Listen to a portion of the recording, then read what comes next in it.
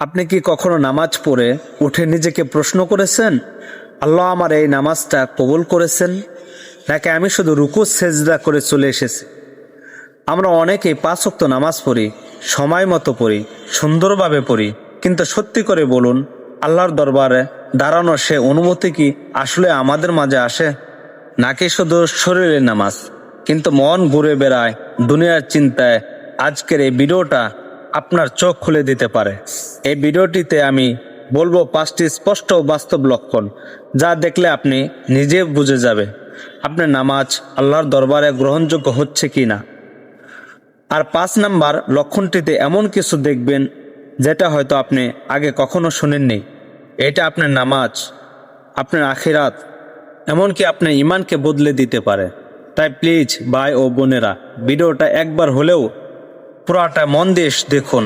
আজ নিজেকে যাচাই করার সুযোগ হয়তো আল্লাহ আপনাকে দিচ্ছেন। প্রথম লক্ষণ, নামাজ মনোযোগ নেই। আপনি হয়তো দাঁড়িয়ে গেছেন নামাজে, হাত বেঁধেছেন, কেরাত পড়েছেন, কিন্তু মনটা কোথায় জানেন কি? নামাজে দাঁড়িয়েও থেকেও কেউ কেউ আল্লাহর সামনে দাঁড়ায় না। তারা দাঁড়ায় বাজারে, অফিসে, ফোনে বা দুশ্চিন্তার ভিড়ে। সূরা ফাতিহা মুখে থাকলেও মনে চলে চিন্তা, কাল টাকার কি হবে, প্রেজেন্টেশন রেডি তো, নেটওয়ার্কে কাজ করছে না। এমন নামাজ কেমন? দেহ আছে কিন্তু আত্মা নেই, মুখ চলছে কিন্তু হৃদয় নেই। রাসূলুল্লাহ সাল্লাল্লাহু আলাইহি সাল্লাম বলেছেন, অনেকে নামাজ পড়ে কিন্তু কারো 1 ভাগ, কারো 2 ভাগ সময় হয়, আবার কেউ কিছুই পায় না। আর কোরআনে কঠিন ভাষায় বলা হয়েছে 2 ভাগ তাদের জন্য যারা নামাজ পড়ে কিন্তু যারা নামাজে মনোযোগ রাখে না। তাহলে কি করব? অনেকেই ভাবে আমার মনোযোগই তো আসে না, আমি কি করব? তাদের জন্য বলি, মনোযোগ একদিনে আসে না, অনুশীলনে আসে। আপনি চেষ্টা করুন প্রতিটা আয়াত বুঝে পড়তে। ভাবুন, এই মুহূর্তে আমি স্রষ্টার সামনে দাঁড়িয়ে আছি।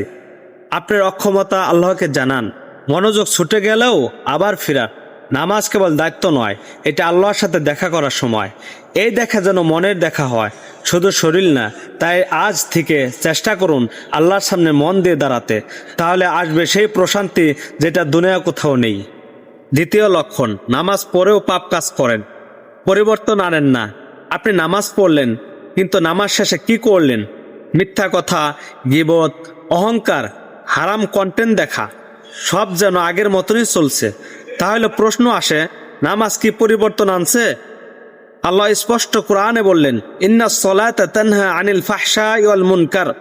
নিশ্চয় নামাজ অশ্লীল মন্দ কাজ থেকে বিরত রাখে। অর্থাৎ যদি নামাজ ঠিক মতোই হয় তাহলে সেটা আমাদের বদলায়। কিন্তু যদি নামাজ পড়ে আমরা আগের মতোই থাকি, তাহলে বুঝতে হবে নামাজ আমাদের অন্তরে ছুঁতে পারেনি।